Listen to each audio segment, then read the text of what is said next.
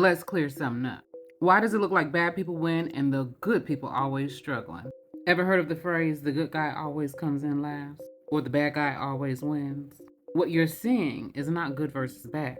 It's decisiveness versus conflicted energy. Let's put it like this. There are people who move with strong conviction. Even if you don't like what they do, their choices, those people are willing to take risks, to move fast. They actually follow through. And that's what you see as far as the results. But let's take a look at the other side. Then there are those people who care about getting things right and doing people fairly. And most of the time, those are the people who second guess themselves. They overthink, they wait, they criticize themselves with other people's judgment because they want to be fair to everyone. Now, hold up, there's nothing wrong with that, but it causes hesitation. All that overthinking slows down your momentum. So moving quickly isn't in the same frequency as overthinking. And that imbalance is a behavioral pattern. And the expectations shape the behavior. So if you assume that things are never going to work out for you, or someone is always going to beat you out, or you're always comparing yourself, sure, you'll move cautiously. Yeah, you'll hesitate. You might even miss out on some timing. And then you set it up for people to take advantage of you. Now, I'm not blaming you, nor am I saying it's your fault, but what I'm saying is there is some momentum that's required in getting things done. And the universe, God, source, no one is punishing you, but you've aligned your behavior with your expectation, and you're getting what you want, ultimately. But if you're walking around assuming, with the law of assumption, that you can handle this, everything is always working out for you, you believe that you will find a way, no matter what. Your actions are still going to be in alignment with the expectation. So then the follow through looks a lot different, and the recovery looks a lot faster. Now, you're ready for the shift because we've broken it down.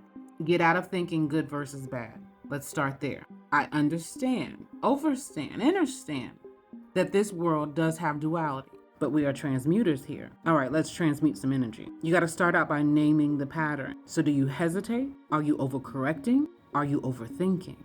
Are you procrastinating? Whenever you get your inspired thought, if you have a drag, if you have a split second of doubt, we got to figure out what is that doubt. All right, number 2, you have to have one clear action, not 10, one. Have you ever heard of the power of one? The power of one means one person's individual action has influence on the whole. So focusing on one action, one goal, one outcome, instead of trying to focus on 10, actually takes that one to open doorways to the 10 because you're focusing only on one thing at a time. The power of that one thing. It creates momentum. It creates new neural pathways. It creates new happenstances, even spontaneous opportunities where you're meeting someone new, or you get a new offer, or there's a doorway that leads to the next door. Number 3, let's reinforce this with assumption. That's the energy itself where you really want it to compound. Not a fantasy that you want to happen, but something you can stand on, where you act and adjust, where you don't need perfect conditions. You just need to move. And then number 4, let's close the loop. Closing the loop is just where you are evaluating, you're analyzing, you've done the act, you're reviewing it, and then you make necessary adjustments. So it looks like, even if it doesn't work out the first time, doing the same thing over again is going to work out the next time, because the assumption is it's always going to work out for you. Usually, and I hate to say this, but good people tend to quit. When it looks like there's no momentum, they just don't move forward. But someone who may be considered more aggressive or more abrasive even, or just downright dog eat dog, let's just say what it is. They got it because they didn't quit. They didn't doubt themselves. They didn't have to do a mental adjustment to get from one level to the next. They just did it. Getting what you want isn't about being careless. And for the good guys to win, you have to be clear and decisive, because you can be ethical and effective at the same time. You can care and move on.